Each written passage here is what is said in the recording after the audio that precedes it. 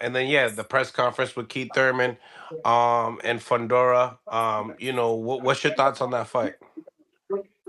I mean, Keith Thurman need a home run. I mean, we got to be fair. We got to be real. I feel like Fundora showed some things in that last fight where he's starting to believe in his height. You know what I mean? He always fought like a smaller guy. Now he's starting to believe in his height. He's starting to jab a little more. He's starting to fight off some type of rhythm. So I feel like that makes the fight a lot more tougher for Keith Thurman. But Keith Thurman will have his opportunities. It's just will he take the opportunities? But he definitely need a home run. And he's clearly saying that, by saying that, with the timber shirts, basically saying, I'm gonna KO you.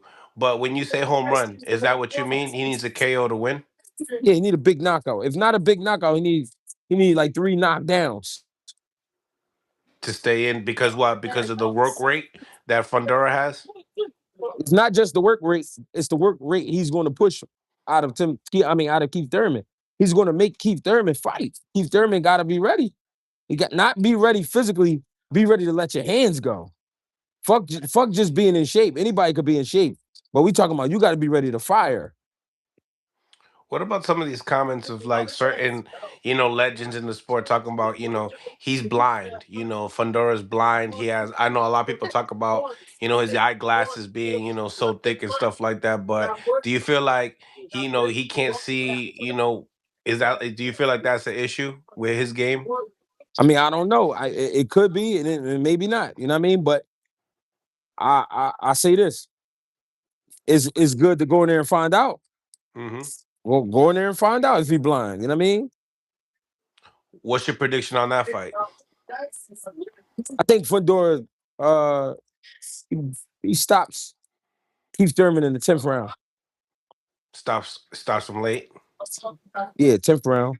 to the body, Yeah, uppercut. that uppercut, that left uppercut. Yeah, yeah. Um, Good fight. Now, what do you think about, obviously Josh Kelly just beat Bakram, even dropped him with a jab. Xander Zayas is now in negotiations with him. Shout out to Xander Zayas and Emilio Vargas. Seeing you in the halftime Super Bowl in the halftime show. Salute to y'all. But yeah, what do you think about that, possible unification with him and Josh Kelly? With Xander, I mean, um, it'll be a good fight as long as it lasts. Though I think Xander will stop Josh Kelly. Mm. Yeah, I think Xander's young enough and big enough to make something like that happen. Josh Kelly is a good fighter, but I think the height difference will bother him. The size difference, not just the height, the size. I think will bother him against Xander. Now the only problem I have with Xander is Xander don't go for the knockout. Now I'm not saying he has to, but I'm just saying usually when you see those young guys in there like that, they go for the knockout. So that's the only thing I want to see get added to his game. He's a hell of a boxer for his size and for his age. He's getting better skill wise. But I want to see Xander go for a knockout. Yeah, yeah. Now, as far as Josh Kelly is concerned, obviously he got a lot of like less hype after the David Avenesian knockout. Do you feel like, that was a possible fluke that he had? I also hear that they're talking about rematch with Bakram. Do you feel like that if it was a rematch, would you be happy for it? Um, I, I don't really care for Bakram in a rematch, but if it happens, cool. It's still a good fight. The first fight was a good fight. I just think Josh Kelly, when he fought Avanesian, I think at that time the pressure was getting to him. I think now he's a little more experienced and he's getting used to being up under the lights. Even though he's like he got a cute style, he's not a real showman. You know what I mean? He shows flashes of it, but he still get nervous in there. He still get hella nervous. You can tell. Right, right.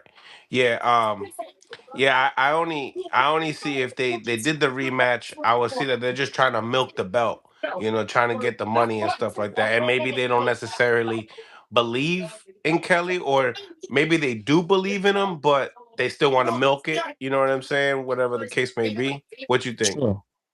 Yeah, they definitely want to milk it. You gotta understand, man. It's big. Boxing is big in the UK. You know what I mean? So if you keep them straps over there, You know what I mean? Of course they're gonna try to milk it. Look at Nick Ball. Why you think they went crazy after he lost? You know what I mean? Boxing is big over there. And they was big on Nick Ball. But when he took that L, the way he did, getting knocked out in the last round, you know what I mean? They was pissed. Yeah, I mean, I got to watch that fight. I was doing a live with Ryan Garcia's dad while they were fighting, but I got to check it out. That my chat was saying that Brandon Figueroa was losing bad before the knockout, but I don't know. How do you have it before the knockout? I thought it was a close fight. No, it was a close fight, bro. They was getting money. They both was getting money. But I feel like Figueroa was kind of edging it a little bit.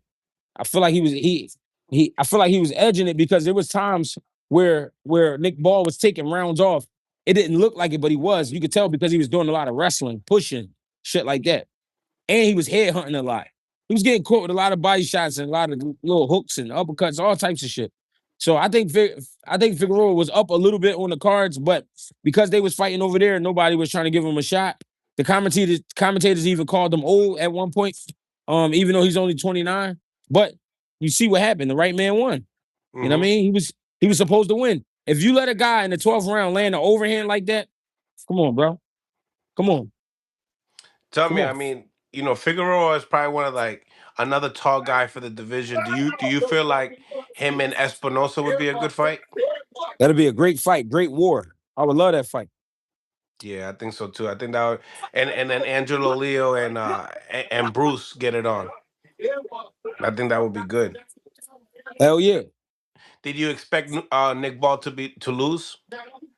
I didn't expect anything. I just expected a great fight because I know both of the styles. The only thing that I saw though, Nick Ball has no defense. His defense is like basura. Basura. There we go, Greg. There we go, Greg. Yo, Greg, did you watch the Super Bowl? Nah, that shit was ass. Oh, it was so trash, bro. It was so trash, bro. The only thing that was popping was the halftime show, and that's it. They brought the bunny out. Yo, and not just that, but Emilio Vargas and Xander too, like bringing light to boxing, showing the unity of Mexico and Puerto Rico because of the rivalry and stuff. And Yeah, what you thought about the halftime show? I ain't see all of it. No, I know about Bad Bunny, but I'm not, I don't even really watch football no more. I'm a yeah, boxing guy, you know what I mean?